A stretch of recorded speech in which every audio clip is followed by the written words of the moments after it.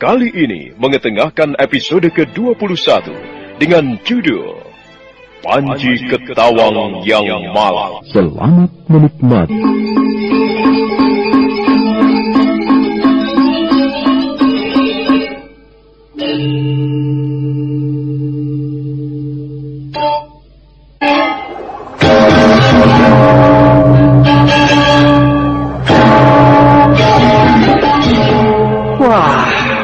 Kamu itu, Dik, kalau cuma ingin saja ya, aku juga mau menjadi raja. Enak kok jadi raja itu. Waduh, Kakang ini benar, Kang. Tuan Rakuti bahkan ingin mewujudkan cita-citanya itu. Entah kapan, cepat atau lambat. Rasanya tidak, Dik. Tidak mungkin, Aku kan cukup tahu siapa itu Tuan Rakuti. Beliau adalah seorang yang gagah berani dan disayangi Gusti Prabu. Tanpa beliau, Majapahit ini masih banyak kerusuhan, perampokan, pemberontakan. Terus terang dia, aku kagum pada beliau. Aku juga kagum, Kang. Tapi Gabarangin itu kok berani-beraninya ya? Aku sendiri tidak yakin kalau Tuan Rakuti itu berniat memberontak hanya karena ingin jadi raja. Itu namanya kabar bohong. Kabar yang tidak bertanggung jawab. Itu fitnah, Di. Iya, ternyata susah juga ya, Kang ya. Jadi orang besar dan terkenal. Selalu jadi sumber berita bohong. Jadi korban fitnah. Iya, makanya aku lebih baik memilih hidup jadi orang tani. Tentrem, ayem, orang neko-neko. Iya, Kang, benar. Sudah yuk, Kang. Sebentar lagi malam bakal datang ini. Ya, yuk kita pulang, ayo. Kedua petani muda itu mengemasi bekalnya dan peralatannya, lalu segera melangkah meninggalkan tempat itu. Rakuti mendesah panjang. Rupanya kabar tentang dirinya sudah sampai di sini. Meskipun dia bangga karena dua petani muda tadi tidak terpengaruh akan datangnya kabar angin, namun Rakuti tetap merasa was-was. Perlahan Rakuti melangkah kembali menuju kudanya ditambatkan. Tak lama kemudian dia sudah terguncang lagi di atas kudanya.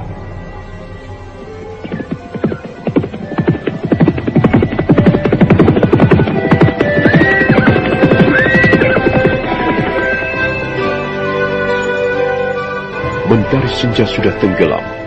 Langit biru bersih dari awan. Bintang-bintang menebar menghiasi malam yang sepi. Rembulan berenang di antara gemintang. Di wismanya, Rakuti masih memikirkan pembicaraan dua petani muda sore tadi. Setelah itu dia teringat kembali pada ucapan Rasemi. Begitu seterusnya berganti-ganti. Hingga ketika Wong Agung, gurunya, datang mendekati, Rakuti tidak menyadarinya. Rakuti, ada apa? Belakangan ini kulihat kau selalu uring-uringan sendiri. Wajahmu muram. Ada apa sebenarnya? Tidak ada apa-apa, Guru. Tidak ada apa-apa. Tidak ada apa-apa. Aneh. Rakuti ini memang aneh. Tidak ada apa-apa, tapi bermuram durjat. Sudahlah, Guru. Guru tidak usah ikut campur. Nah, itu berarti ada apa-apa. Pasti. Setiap orang yang mudah tersinggung, itu berarti ada apa-apanya.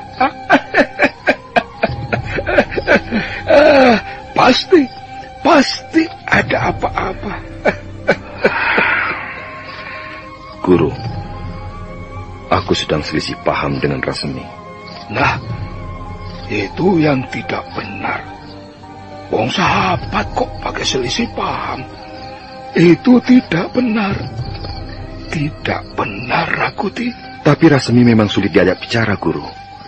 Rasemi atau Rakuti yang sulit diajak bicara? Guru, mengapa Guru malah membela Rasemi?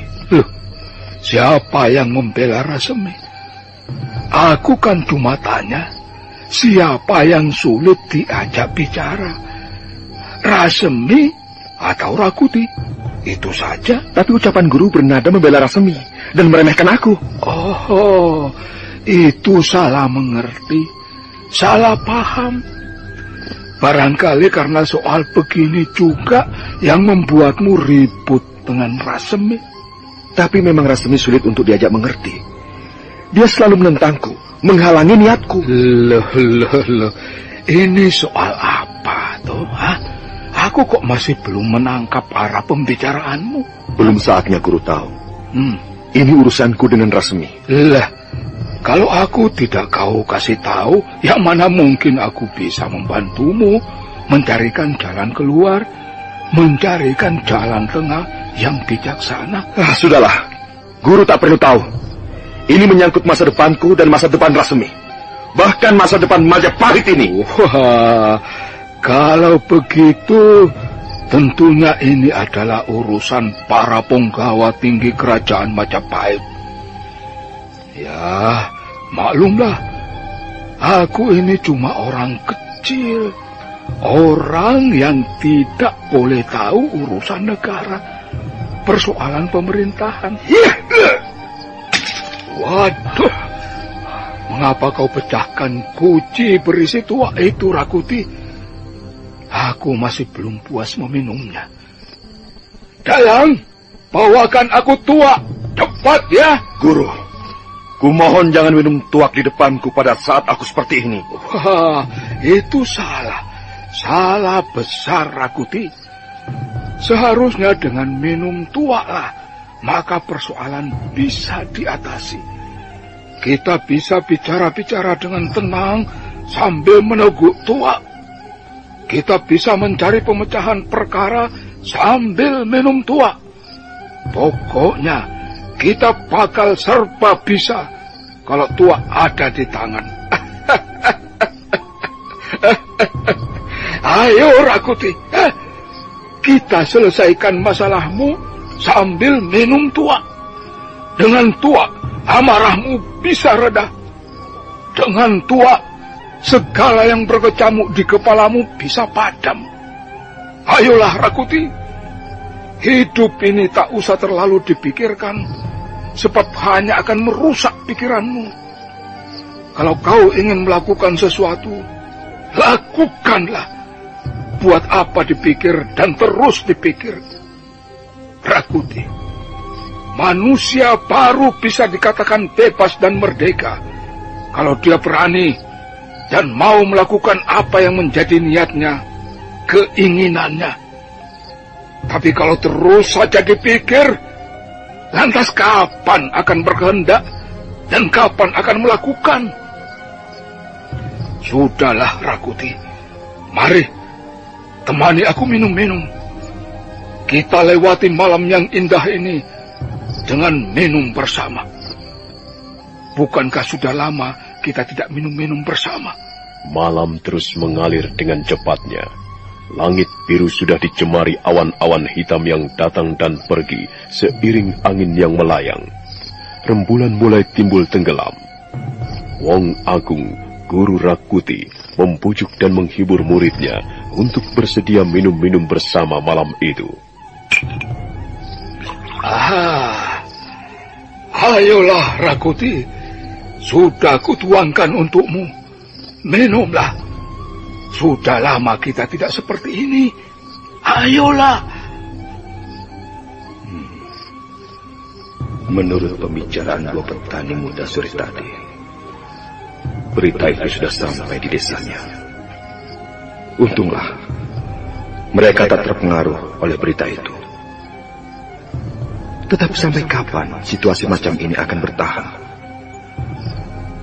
Aku khawatir pada akhirnya Gusti Prabu tahu. Kalau beliau sampai tahu lalu bertindak, maka aku sudah kalah satu langkah. Dan itu sama arti. Rakuti. Hei, Rakuti. Iya. Ada apa, Guru? Minumlah. Aku sudah menuangkan untukmu. Tapi kau sentuh pun tidak. Apa kau tak ingin lagi minum bersama gurumu ini? Iya, baik Guru, baik. Bagus, bagus. Ternyata kau masih muridku yang baik. Murid yang masih mau menghargai gurunya. Aku bangga, Rakuti. Bangga dan senang mempunyai murid seperti dirimu. Mari, mari. Kutuangkan lagi untukmu. Terima kasih, Guru.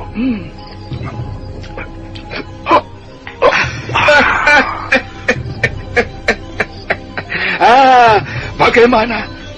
Sudah lega sekarang, kan?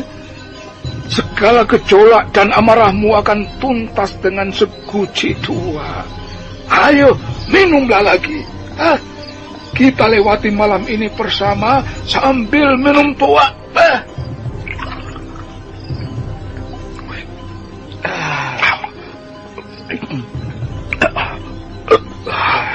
Demi kesehatan Guru dan demi keberhasilan cita-citaku, mari Guru.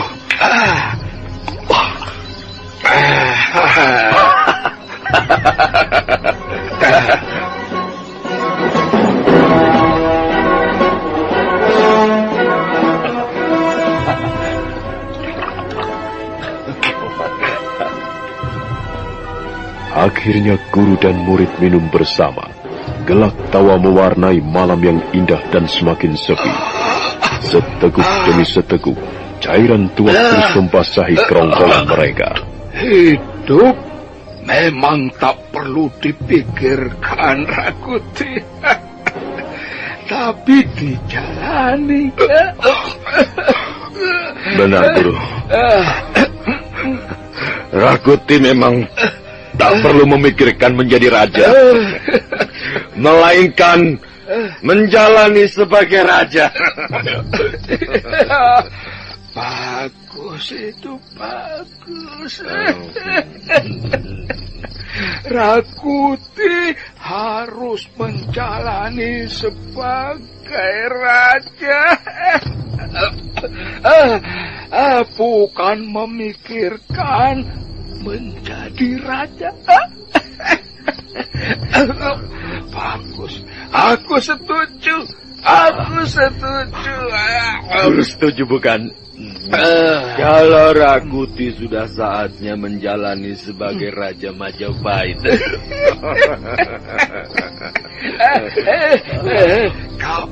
Kapan itu kapan? Tidak lama lagi, Guru. Tidak lama lagi Rakuti menjadi Raja Majapahit. Bagus. Rakuti Raja Majapahit. Rakuti Raja Majapahit. Guru dan murid tenggelam dalam cairan tuak yang memabukkan. Keduanya tertawa-tawa senang sambil melontarkan impian-impiannya. Sementara malam berangkat ke bibir pagi. Angin dingin dini hari tak dirasakan lagi. Rakuti dan Wong Agung akhirnya terkintai tak sadarkan diri di lantai wisma, hingga matahari menyinari tubuhnya lewat jeruji-jeruji jendela.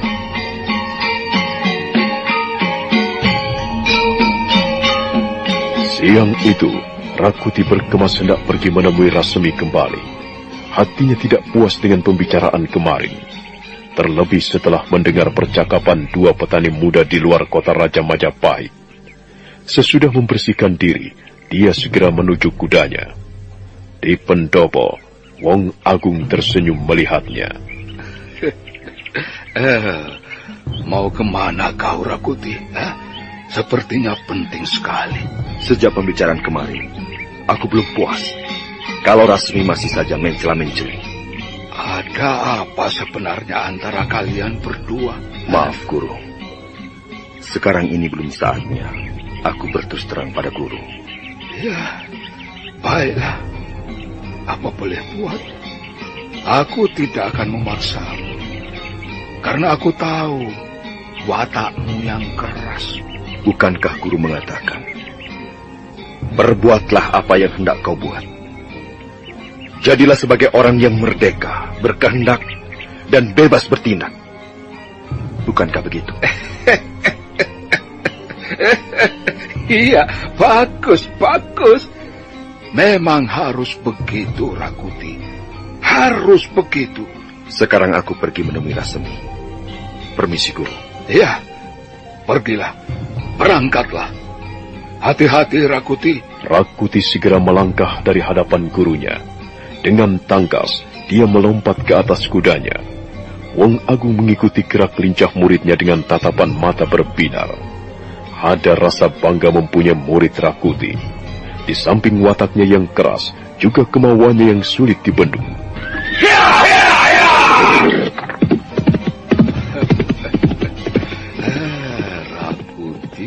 Rakuti, kau memang hebat, anakku. Aku bangga mempunyai murid sepertimu. Watakmu yang keras, selaras dengan keinginanmu yang tak terbatas. Barangkali hanya menjadi dewa saja yang tak ada dalam pikiranmu. Hebat luar biasa. Aku mendukungmu, Rakuti. Aku akan selalu ada di belakangmu untuk mewujudkan cita-citamu.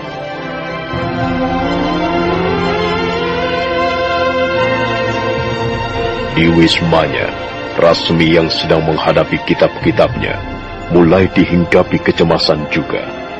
Sejak peristiwa kerusuhan di pusat pendidikan Calon Tanda, di mana Rakuti berhasil membunuh Panji Ketawang, hati dan pikiran Rasmi sebenarnya tidak jauh berbeda dengan yang dialami sahabatnya, Rakuti.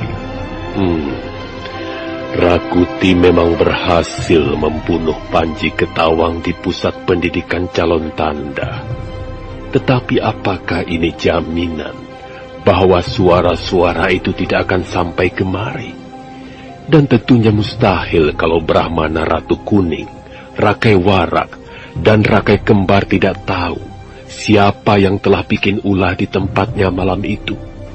Oh, mereka pasti sudah membaca kenyataan mengapa Panji dibunuh dan mengapa pusat pendidikan Calon Tanda dijadikan ajang gegeran. Brahmana Ratu Kuning, Rakai Warak, dan Rakai Kembar. 3 orang itu pasti sudah tahu. Mereka pasti mulai mencurigai aku dan Rakuti.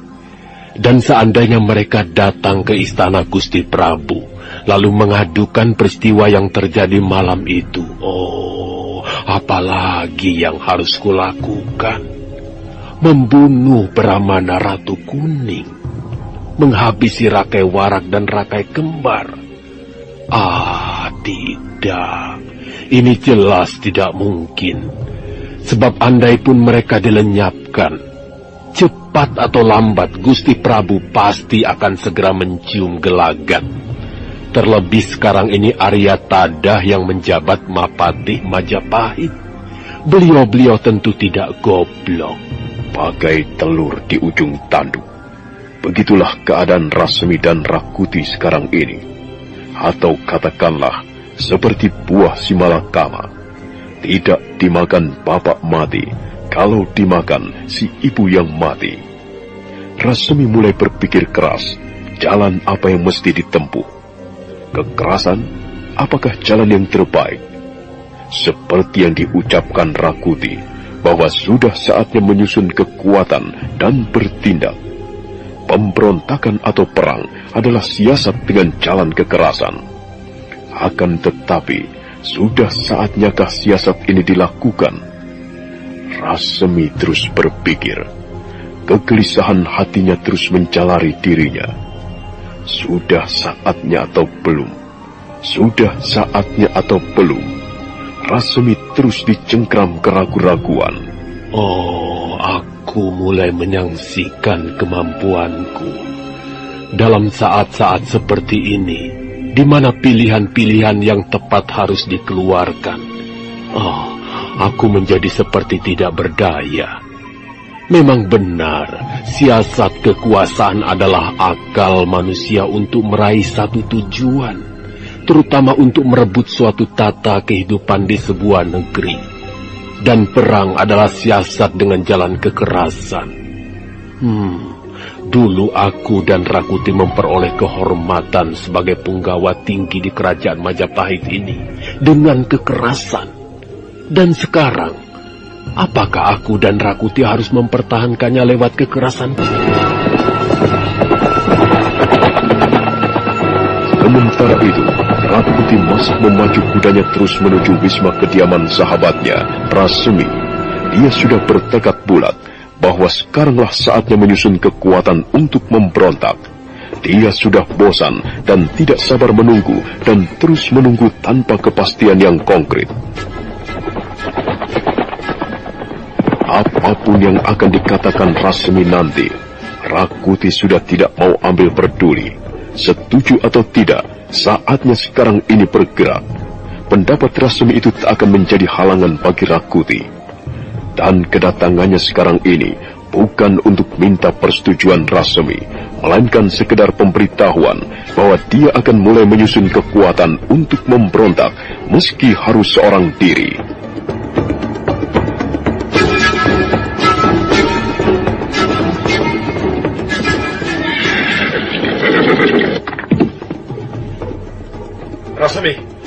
Rasemi.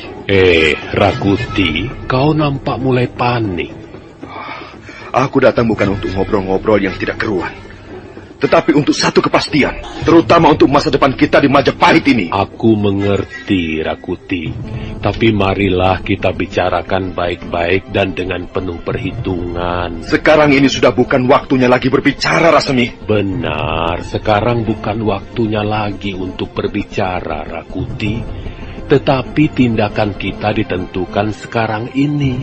Berhasil tidaknya, saat sekaranglah harus atur sebaik-baiknya, secermat mungkin. Katakan saja kau mulai takut, Rasemi. Rakuti, jangan terlalu menuruti kata hati sendiri.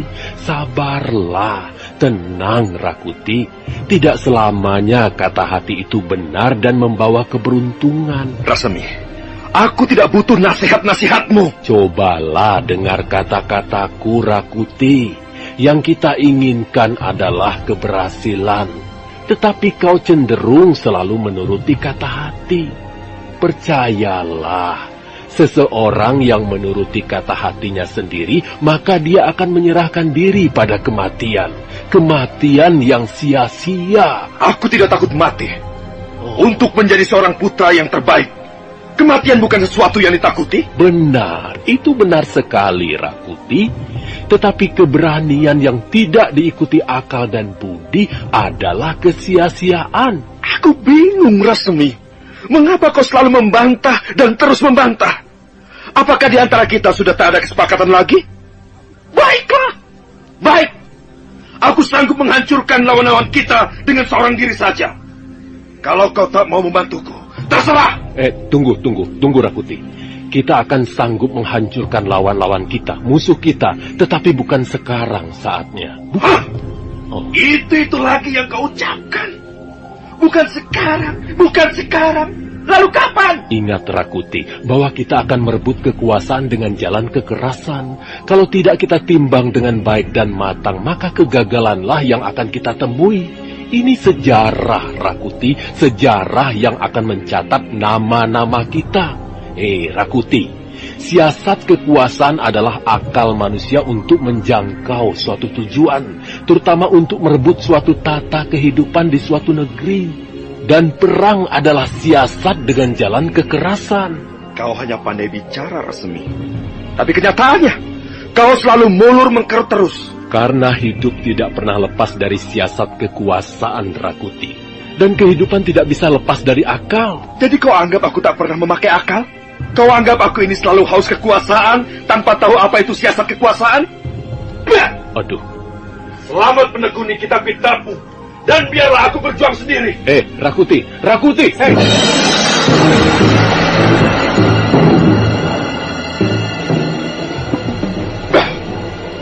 Ternyata Rasemi cuma pintar bicara, tapi untuk bertindak, dia sama sekali tak berani.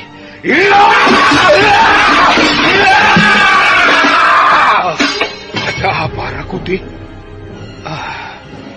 Pembicaraanmu dengan Rasemi tak mendapatkan penyelesaian. Rasemi cuma omong besar. Dia cuma pintar bersiasat. Tapi begitu kusodorkan rencana menyusun kekuatan dan memberontak, dia mundur dengan kata-katanya yang tidak aku mengerti. Oh, jadi itu persoalannya. Mengapa baru sekarang kau katakan kepadaku? Semula ini kuanggap bersifat rahasia antara aku dengan Rasemi, Guru. Tapi kenyataannya sekarang, dia cuma bisa ngomong tidak keruan. Rakuti, kenapa kau ini goblok sekali, Rakuti? Guru, apa katamu? Tunggu, Rakuti, tunggu. Jangan gampang tersinggung dulu. Aku mengatakan yang benar. Manusia yang benar adalah manusia yang bebas berkehendak dan merdeka bertindak. Kau memang sudah bebas berkehendak. Tapi kenapa kau tidak merdeka untuk bertindak? Mengapa kau masih tergantung pada temanmu itu? Kenapa segalanya harus dia yang menentukan? Lakukanlah apa yang ingin kau lakukan. Aku membantumu dari belakang.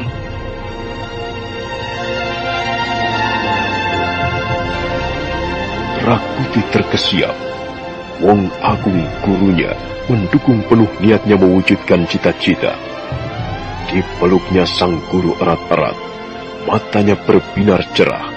Hatinya seakan ingin meledak karena senang. Nah, saudara pendengar, bagaimanakah kisah selanjutnya? Silakan menunggu seri berikutnya. Sampai jumpa.